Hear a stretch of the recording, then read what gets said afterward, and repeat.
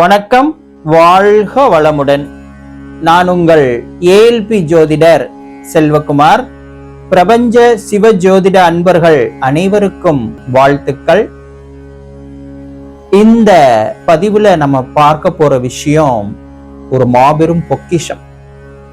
அருட்தந்தை வேதாத்திரி மகரிஷி ஐயா அவர்கள் ஒரு மிகச்சிறந்த மகான், இந்த நூற்றாண்டு கண்ட மகான் என்று புகழப்படுகிறார். அந்த மகான் வாழ்வின் அனைத்து சிக்கல்களுக்கும் வழிகளை, பயிற்சிகளை ஏற்படுத்தி கொடுத்திருக்கிறாரு. செல்வ வளம் பெருக வேண்டும், நம்முடைய நியாயமான கோரிக்கைகள் நிறைவேற வேண்டும், நாம் எடுக்கும் காரியங்கள் வெற்றி பெற வேண்டும். இதற்கெல்லாம் என்ன உபாயம் என நாம் கேட்கும் பொழுது மகரிஷி அவர்கள் ஒரு அழகான வழிபாட்டு முறையை, பிரார்த்தனை முறையை, வழிபாட்டு முறை என்று கூறுவதை விட பிரார்த்தனை முறையை நமக்கு அளித்துள்ளார்கள். அதுவே சர்வ வசிய தனாகர்ஷ்ண சங்கல்பம். சர்வ அப்படி என்றால் அனைத்து விதமான, வசிய ஈர்க்கக்கூடிய, தன ஆகர்ஷ்ண தனத்தை ஆகர்ஷ்ணம் அதாவது தனத்தை ஈர்க்கக்கூடிய, சங்கல்பம் வழிபாடு, பிரார்த்தனை என்று இதற்கு பொருள் வருகிறது. சர்வ வசிய தனாகர்ஷ்ண சங்கல்பம் என்பது ஒரு அழகான பிரார்த்தனை முறையாகும். இந்த பிரார்த்தனை முறையில் ஒரு சமஸ்கிருத ஸ்லோகத்தை நமக்கு மகரிஷி அவர்கள் அளித்துள்ளார்கள். இந்த சமஸ்கிருத ஸ்லோகத்தை 108 முறை பாராயணம் செய்ய வேண்டும். இதற்கு சில கட்டுப்பாடுகள் உள்ளன. இந்த சர்வவசிய தனாகர்ஷ்ண சங்கல்பம் என்ற இந்த பிரார்த்தனையை குரு ஓரையிலோ, சுக்கிர ஓரையிலோ அல்லது புதன் ஓரையிலோ தான் செய்ய வேண்டும். குறிப்பாக குரு ஓரை தான் மிகவும் சிறந்தது. தவறினால் சுக்கிர ஓரையில் செய்யலாம். புதன் ஓரை சில காரியங்களுக்கு சிறப்பாக இருக்கும். அப்போ காரியங்களை பொறுத்து இந்த 3 ஓரைகள்ல எந்த ஓரையில் வேண்டுமானாலும் இந்த பிரார்த்தனையை செய்யலாம். இந்த வழிபாட்டு முறை அல்லது பிரார்த்தனை முறையை எப்படி செய்யணும் அப்படின்னு பாத்தீங்கன்னா, ஒரு குத்து விளக்கு இதற்கு தேவை.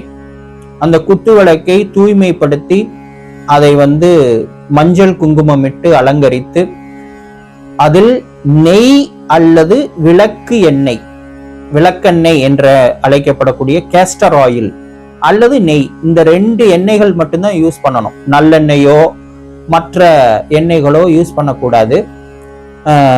நெய், பசு நெய் அல்லது விளக்கெண்ணெய், இந்த 2இல் ஏதேனும் ஒன்றை உபயோகித்து பருத்து பஞ்சினால் ஏற்படக்கூடிய அந்த திரியை உபயோகிக்க வேண்டும். ஒரு திரி இட்டால் போதுமானது, 5 திரிகள் தேவையில்லை.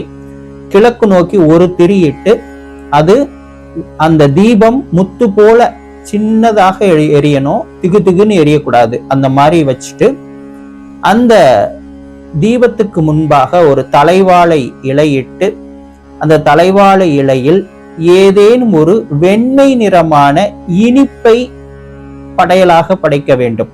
குறிப்பாக பால்கோவா இது போன்ற ஏதேனும் ஒரு வெண்மை நிறமான இனிப்பை, கேசரி கூட கலர் சேர்க்காம வெண்மையா செய்து படையல் போட வேண்டும்.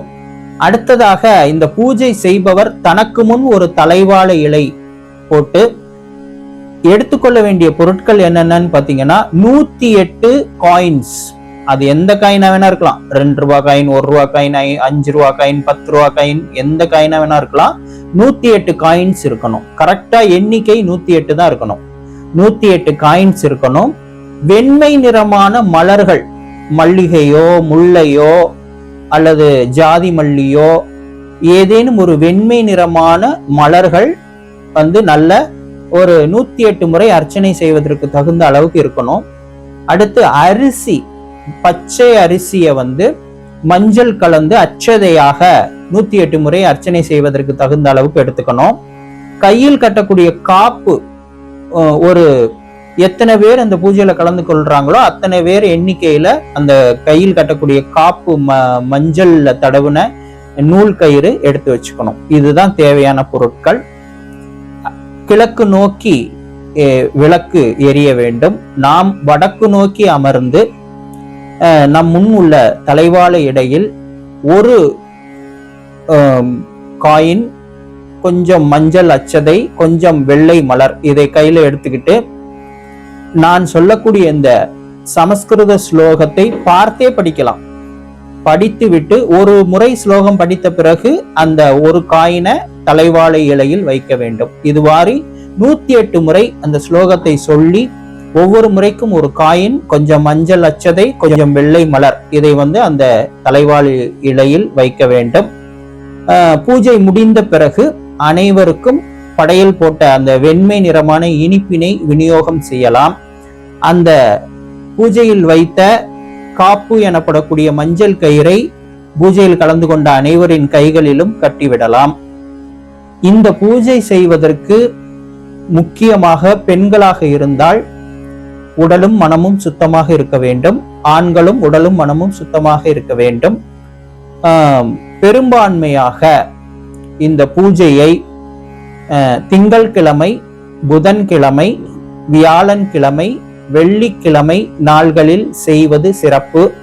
சனி, ஞாயிறு, செவ்வாய் தினங்கள் அவ்வளவு சிறப்புடையதாக இருக்காது பூஜைகள் செய்ய. குறிப்பாக வியாபார ஸ்தலங்கள்ல இந்த பூஜைய ஆயுத பூஜைக்கு அடுத்த நாளான விஜயதசமி நன்னாளில் செய்வது தொழில் அபிவிருத்தி, நல்ல பொருளாதார முன்னேற்றம், தொழில் வளர்ச்சி ஆகியவற்றை ஏற்படுத்தும். இல்லங்கள்ல இந்த பூஜைய தீபாவளி நன்னாளிலோ அல்லது ஆடி மாதம் வரக்கூடிய பூரம் நட்சத்திரத்திலோ, ஆடி பூர நன்னாளிலோ அல்லது வரலட்சுமி நோன்பு தினத்திலோ நம் இல்லத்தில் செய்யும் பொழுது இல்லத்தில் சுபிச்சங்கள் பெருகும். அனைவருக்கும் நல்ல நீண்ட ஆயுள், உடல் மன ஆரோக்கியம் கிட்டும். குடும்ப ஒற்றுமை, அமைதி பெருகும். நல்ல சகல சம்பத்து, செல்வாக்கு, விருத்தி உண்டாகும். ஏதேனும் ஒரு நியாயமான கோரிக்கையை மனதில் வைத்துக்கொண்டு இந்த வழிபாட்டினை செய்பவர்களுக்கு கட்டாயமாக மன உறுதியோடும் மன நம்பிக்கையோடும் மிக மனமுருகி இந்த வழிபாடு செய்யும் பொழுது கண்டிப்பாக அந்த கோரிக்கை நிறைவேறும் என்று மகரிஷி அவர்கள் குறிப்பிட்டுள்ளார்கள். எங்களுடைய